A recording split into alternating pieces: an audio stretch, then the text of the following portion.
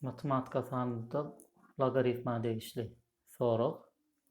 Şunu çözmeye sığınansın yani log x aşağında 10 kayırmak x dendir 2 olsa x neçe diye.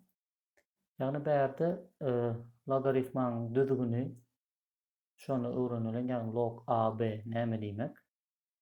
Başkaça şu yani a'nın s'nci derecesi dendir b demek. Yani 2'nin 3. derece 8, 2 kopartmak 2 4, kopartmak 2 8 oluşuyor. Şunu biz logaritma geçirecek olsak şu yağdayda geçirerdik.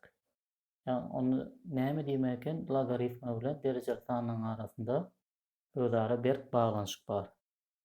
Devam edelim. Berde x'i berik geçirsek berde de yani x'in kvadratı dendir 10 kayırmak x olur.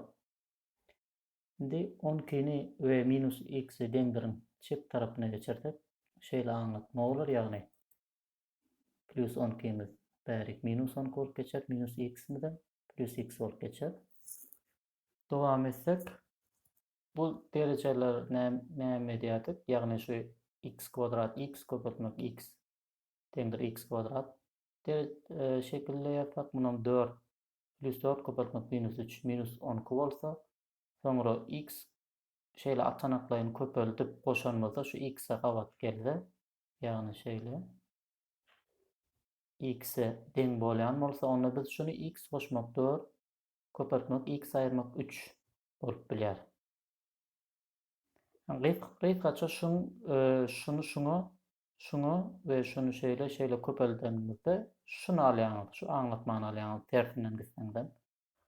Demek devam edeceğiz. X şurada şul nol volt biler ya da x minus 3 denir nol volt biler. Berde x minus 4 ve x 3 volt biler.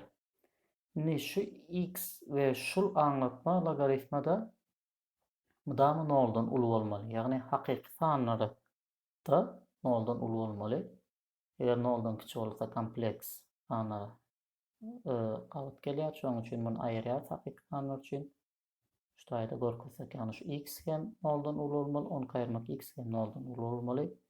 Demek cevabımız x 3'e den. Yani solution set in real numbers demek yani hakiki sanlarda x 3'e den eken.